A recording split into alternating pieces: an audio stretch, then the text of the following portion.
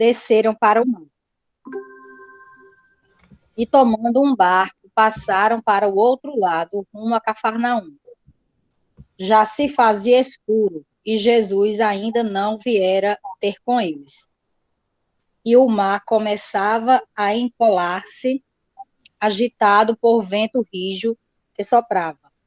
Tendo navegado uns 25 a 30 estádios, eis que viram Jesus andando sobre o mar, aproximando-se do barco, e ficaram possuídos de temor. Mas Jesus lhes disse: Sou eu, não temais. Então eles, de bom grado, receberam, e logo o barco chegou ao seu destino. Amém. Amém. Então, aqui nós temos um registro, né, de que o dia já estava se declinando, né, quando os discípulos eles entraram no barco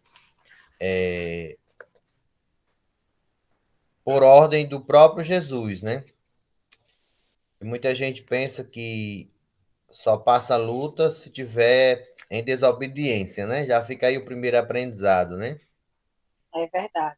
Para trás, né, havia ficado ali a multidão, né, que Jesus alimentara.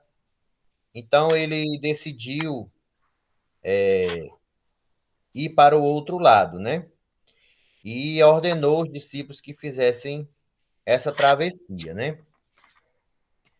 E há momentos que na vida parece que Deus demora, né? Nós aqui podemos tirar algumas lições desse texto, porque havia um perigo de naufrágio, como há também um perigo, né, em nossas vidas de alguma coisa não dar certo, ou mesmo que alguma coisa dê certo, o processo nem sempre é um processo sem perigos ou sem dificuldades, né? Então vamos nesse episódio compreender aqui algumas lições que o texto nos emprega. Nessa viagem rumo a Cafarnaum, algo estranho, né, começa ali a acontecer. O tempo mudou repentinamente, o vento encurralando ali eles junto à montanha, né? E a embarcação estava oscilando e com perigo de naufrágio. Vamos primeiramente aprender uma lição que é a de quando Deus parece demorar, né? Quando Deus parece demorar. Os discípulos, os discípulos não voltam a Cafarnaum por conta própria, né? Eles foram compelidos a entrar no barco e a atravessar o mar. Então Jesus não pediu, não sugeriu nem aconselhou os discípulos a passarem para o outro lado. Ele os compeliu e os obrigou, como tem aí o registro em Marcos capítulo 6, versículo 45. Nesse caso aqui, os discípulos eles não tinham opção, né? Deveriam obedecer. Então já fica aí a primeira lição. Nós não temos opção de não obedecer, mesmo que a travessia, mesmo que o processo nos incorra de que passemos alguma luta, né? Então, ao obedecerem, foram empurrados para o olho de uma travessia de tempestade. Como é que nós podemos entender isso, né? Então é mais fácil aceitar que a obediência sempre nos leva a jardins floridos, né? A gente constantemente nós temos esse discurso de que a obediência nos leva a lugares tranquilos. E, de fato, a palavra nos promete, em alguns contextos, que a obediência nos traz tranquilidade. Agora, e quando a obediência ela nos concede ou nos favorece lutas, né? É fácil aceitar que a obediência nos leva a lugares áridos, a conquistas, né? Mas, quando existe problema, devemos entender um pouco melhor sobre o propósito que Deus tem na nossa vida. Então, a existência de problemas não significa que estamos fora do propósito de Deus. E nem que Deus ele está indiferente à nossa dor. Isso não significa, né? Na verdade, a vida cristã não é uma sala VIP, não é um momento só de alegria, como muitos pregam. A vida cristã não é um paraíso na terra. Nunca foi e nunca foi prometido isso por Jesus. A diferença entre o salvo e o ímpio não é o que acontece a ambos, porque todos podem passar por dificuldades, mas é o fundamento sobre o qual cada um constrói sua vida. Jesus disse que o insensato, né, constrói a sua casa na areia, mas o sábio edifica sobre a rocha. Sobre ambas as casas cai a mesma chuva no telhado, cai o mesmo vento e vem a mesma tempestade. O que acontece, a diferença, é que aquele que está fundado na rocha, a casa permanece de pé.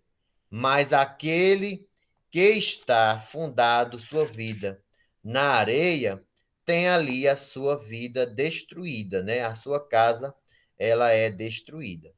Então, o que nós podemos aprender aqui é que Deus ele quer nos revelar a solidez do alicerce, né, de sua palavra sobre nós, a solidez da nossa vida, muito embora nós venhamos a passar por tempestades, por dificuldades, como foi o caso dos discípulos. Vamos pensar aqui, né? Davi ele foi ungido rei sobre Israel em lugar de Saul, mas a unção, longe de levá-lo ao palácio, levou às cavernas escuras, como nós aprendemos na própria história da palavra de Deus, né? A insanidade de Saul levou a perseguir a Davi por todos os cantos de Israel. Mas isso não tirou a solidez do reinado de Davi. Davi veio assentar-se no trono no tempo certo e veio a ser um grande rei em Israel. Então, o sofrimento, a dificuldade, na verdade, é a escola superior do Espírito Santo que nos ensina, né? Nos ensina as maiores lições da vida. As tempestades não vêm para nos destruir, mas para nos fortalecer. As tempestades não são a negação do amor divino, mas é uma oportunidade para nós experimentarmos o livramento de Deus para as nossas vidas. Então, não vamos ficar desanimados perante as dificuldades que a vida vai nos impor, muito embora nós estejamos obedecendo a palavra de Deus, né?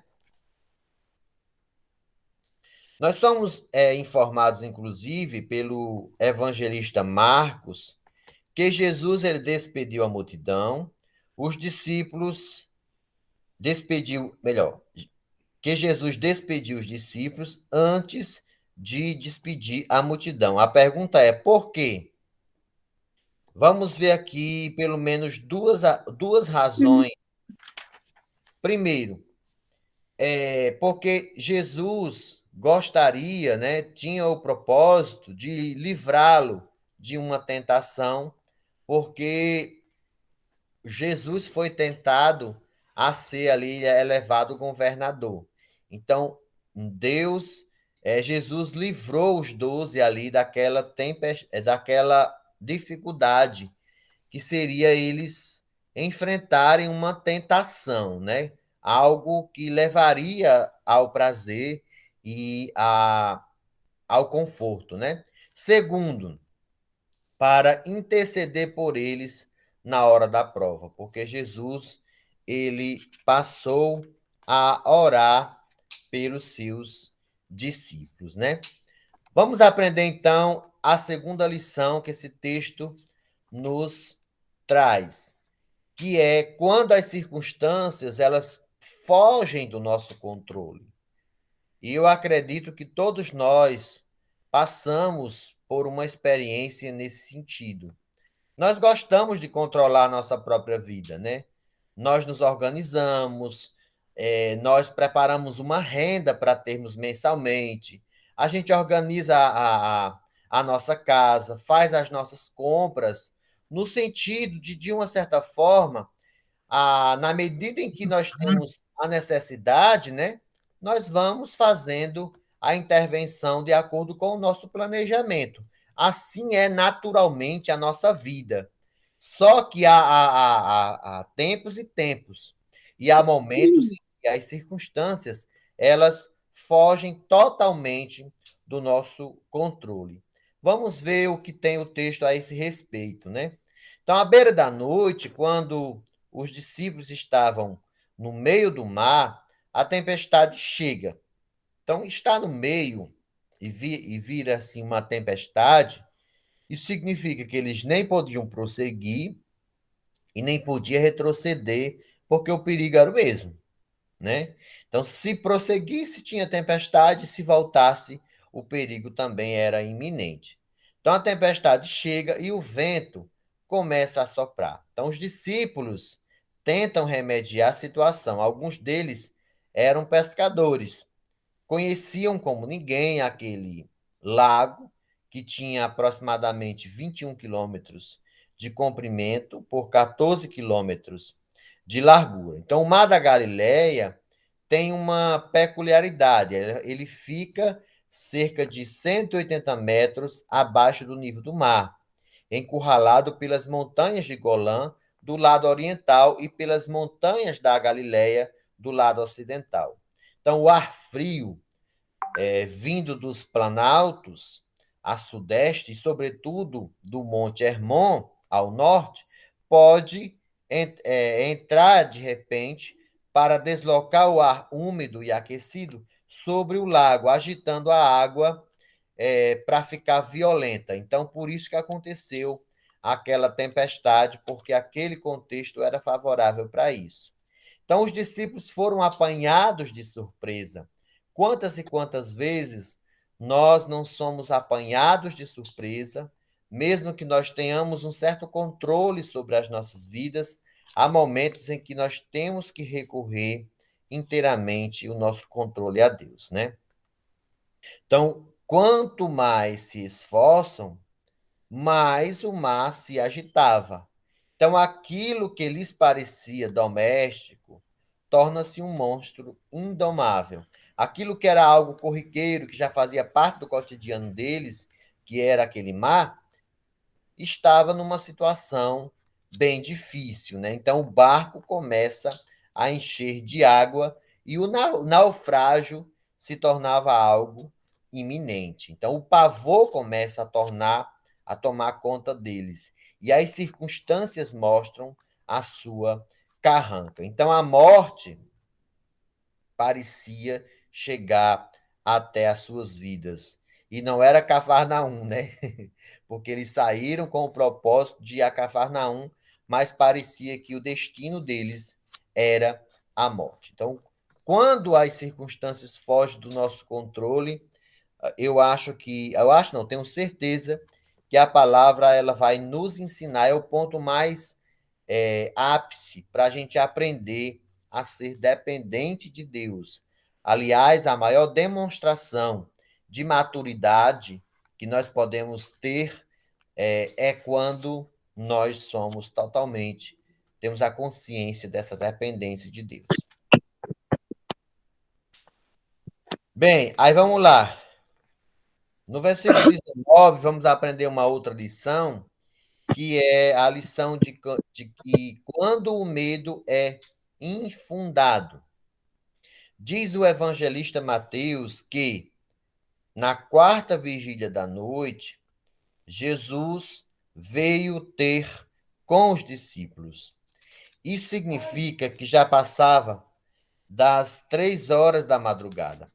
Todos os recursos humanos já haviam se esgotado, né? Todas as tentativas já haviam sido inúteis. Quando já passavam por aqueles, parecia que eles tinham sido nocauteados ou nocauteados por aquele problema, com a esperança morta, eles viram Jesus andando sobre o mar e se aproximando do barco. Então, em vez de trazer-lhes conforto e segurança, essa visão agravou ainda mais o tormento. Além de eles estarem com medo de morrer, agora estavam apavorados por pensar ver um fantasma, né? Então, Jesus vai ao encontro dos seus discípulos quando todas as esperanças humanas já haviam chegado ao fim. Então, ele caminha sobre o mar para mostrar a eles que aquilo que os ameaçava estava literalmente debaixo dos pés dele. Olha a grandeza e a soberania e a divindade de Jesus revelada. Aquilo que era a própria insegurança dos apóstolos, porque o barco estava na iminência de cair, de sucumbir, né? Era a própria segurança de Jesus, porque Jesus andava e triunfava ali sobre o mar. Então, os nossos problemas, por mais grandiosos que eles sejam, por mais maravilhosos que eles se apresentem, eles estão debaixo dos pés de Jesus. Eles podem ser maiores do que as nossas forças, com certeza são maiores do que as nossas forças, mas não são maiores do que o nosso Deus, né? Então, o temor dos discípulos era abundantemente infundado quando eles temeram que Jesus pudesse ser ali um fantasma. Temeram que deveria inspirar neles a maior confiança. Mesmo que passemos por algumas provas, e nós passamos por algumas provas, ela se torna um pouco maior quando, ao invés de você recorrer a Deus, porque você é um dependente dele, você está tão apavorado com a tempestade que você nem reconhece, né, a presença de Deus quando ela chega. Vamos destacar aqui algumas lições sobre esse ponto do medo, né? Em primeiro lugar, Jesus sempre veio ao nosso encontro na hora da tempestade. Jesus não chegou atrasado no mar da Galileia. Ele chegou na hora certa, né? O seu socorro, ele veio na hora oportuna. Aquela tempestade, ela na verdade só tinha uma finalidade, que era a de levar os discípulos a uma experiência mais profunda com Jesus. Então, as tempestades não são autônomas e nem chegam por acaso. Elas estão na agenda de Deus, fazem parte do currículo de Deus para as nossas vidas. Então, a tempestade não vem para nos destruir, mas ela vem para nos fortalecer. Porque na família de Marta e Maria, né, parecia que Jesus também tinha chegado tarde, porque, inclusive, elas argumentaram: já faz 4 dias e já cheira mal. Mesmo assim, ele não chegou atrasado, pois é muito mais maravilhoso ressuscitar um defunto do que curar alguém de uma enfermidade. Então, a obra foi muito superior. Nós não entendemos, irmã Adeilde, irmã Yasmin, irmã Ana Selma, o tempo de Deus.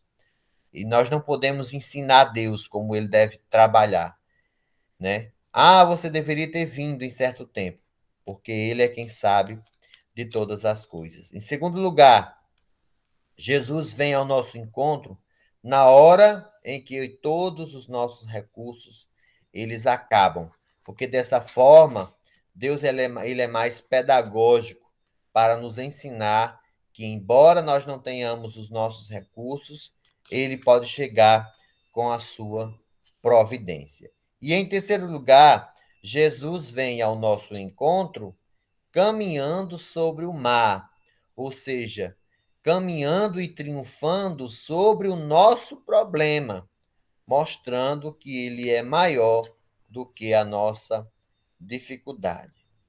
Jesus faz da própria tempestade o caminho, né, para ele chegar até a nossa vida. Ele não apenas anda sobre a tempestade, mas ele a torna a estrada de acesso para a nossa vida. Então, não é que a gente vá ficar feliz com os problemas, mas podemos entender que as dificuldades nos aproximam de Deus e as dificuldades é uma estrada para Deus chegar até as nossas vidas. Ele usa os nossos problemas para se aproximar de nós. O profeta Naum diz que o Senhor tem o seu caminho de tormenta, aliás, tem o seu caminho na tormenta e na tempestade. Uma outra lição que podemos aprender é a de que quando Jesus aquieta a alma aflita, há um momento também de bonança, né? Há um momento em que nós recebemos o amparo, não somente o amparo da própria situação, mas o amparo psicológico para entendermos e absorvermos que o problema está resolvido, né? A primeira palavra de Jesus não foi ao vento e nem ao mar, mas aos discípulos. Antes de acalmar a tempestade, ele acalmou os discípulos. Antes de aquentar ao vento, ele fez serenar a alma dos discípulos. Então, Jesus mostrou que a tempestade que estava dentro deles era maior do que a tempestade que estava fora. A cura de Deus é a cura de dentro para fora, porque há momentos que Deus muda a situação fora e a pessoa não percebe e ela fica querendo encontrar problema, como se diz o ditado, procurar cabelo em ovo, né? Mesmo Deus solucionando, ela não consegue ser grata, não consegue enxergar. Então, quando Deus aplica a cura, a solução do problema é de dentro para fora. A tempestade da alma sempre é mais avassaladora do que a tempestade das circunstâncias. Então, vamos esperar e receber Deus em nossa alma, entendendo que as circunstâncias é só um detalhe que ele também vai mudar. Jesus compreendeu que o maior problema não era as circunstâncias, mas era a questão existencial dos próprios apóstolos. Não eram os fatos, mas eram os sentimentos. Então, que nós possamos mudar os nossos sentimentos em relação aos fatos, porque é por essa mudança que inclusive nós vamos perceber que os fatos aos poucos eles estão também mudados, né? Jesus disse aos discípulos: Sou eu, não tem mais. Antes de mudar o cenário que rodeava os discípulos, Jesus acalmou o coração deles. Jesus assegura que sua presença é o antídoto para o nosso medo. Ele usa um único argumento para banir o medo dos discípulos, sua presença com ele. Então, ele disse aos discípulos: Sou eu, não temais. A cura para o medo é a presença de Jesus Cristo.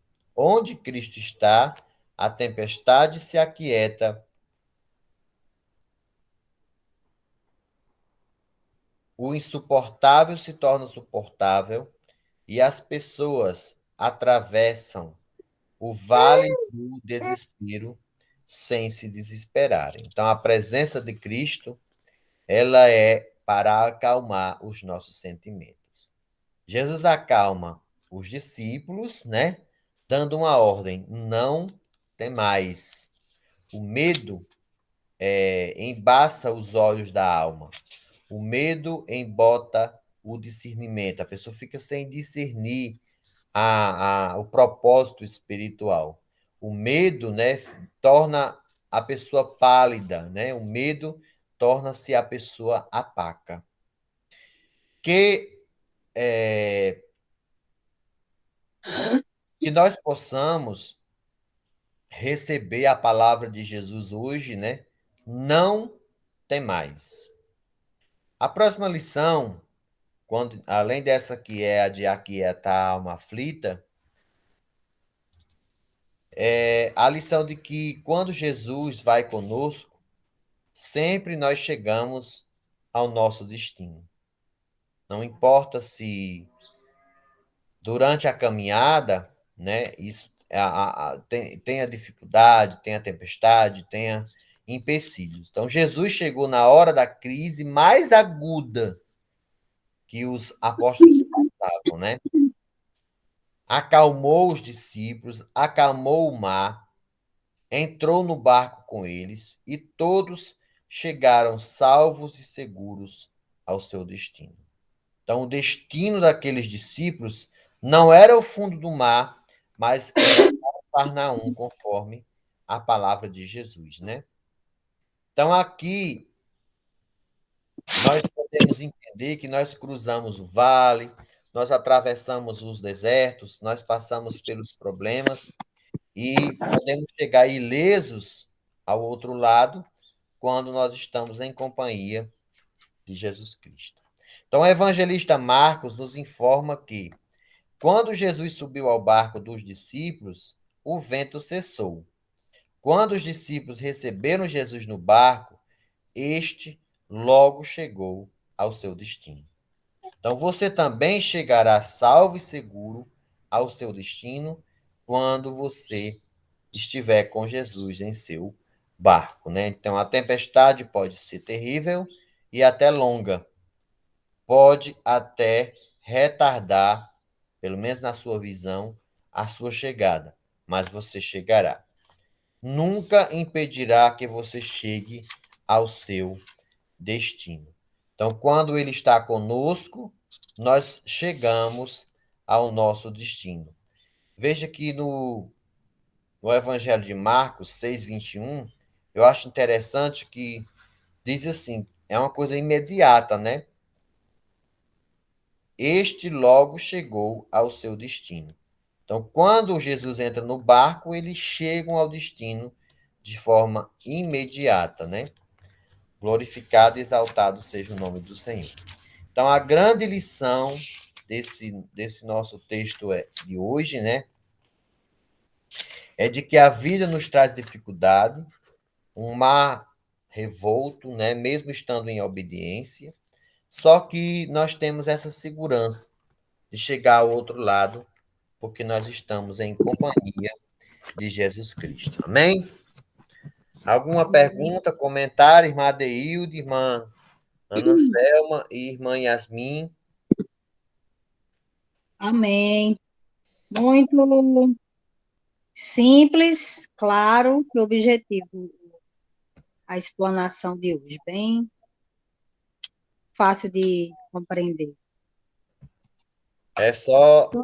Só não é fácil a gente compreender, muitas das vezes a demora, né? É verdade. A gente se questiona, né? Muitas das vezes se questiona, mesmo a gente sabendo que a palavra dele diz que ele chega na hora certa, ele intervém na hora exata, né? Verdade. E é o comum, né, irmã Yasmin? A demora, né? É.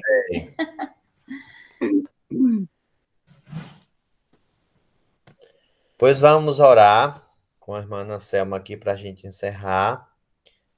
Em nome de Jesus, amém? Amém. Quero já dar a paz à minha sogra, né? Que Deus abençoe. A irmã Deilde. E que nós possamos, né, continuar um dia abençoado. Esse mês ele é todo de gratidão. E hoje a gente tem muito que agradecer, primeiramente pela vida, por essa chuva, né? Foi regional, a gente sabe que em várias regiões choveu. Que o Senhor nos conceda os dons também que Ele tem para nós, né? Que a gente possa ser agraciada estarmos orando pelos outros, estarmos abençoando, porque Jesus veio para transformar vidas. Muitos milagres ele fez, mas ele disse que veio para a salvação. E nós somos essa boca dele, né? Nós somos esse povo dele que temos que prosseguir.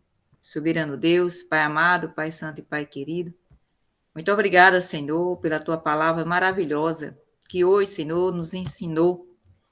Sei, Pai, que não nos pegou de surpresa, estamos inquietos com situações, estamos angustiados, mas essa palavra veio para acalmar, veio para trazer, Senhor, resposta de que o Senhor nunca nos abandona, de que o Senhor tem propósito para todos nós aqui na terra.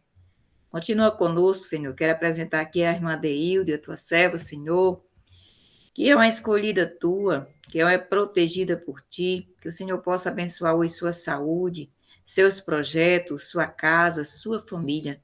Pai amado e Pai santo, esteja com a irmã Yasmin. Toma a tua filha nas tuas mãos. A tua filha, Senhor, tem compromisso com a tua palavra. A tua filha também, Senhor, tem debilitações, mas ela tem esperança. E hoje esta palavra renovou cada vez mais como a gente tem que esperar. A tua palavra, Senhor, nos ensina: no mundo tereis aflições, mas tem de bom ânimo. Então, Senhor, o mais importante para a nossa vida agora é o ânimo interior, o ânimo físico. Muitas vezes estamos cansados, até mesmo de trabalhar, ou de uma noite mal dormida, mas que o Senhor agora dê renovo a todos nós, a tua serva Yasmin, juntamente com sua família.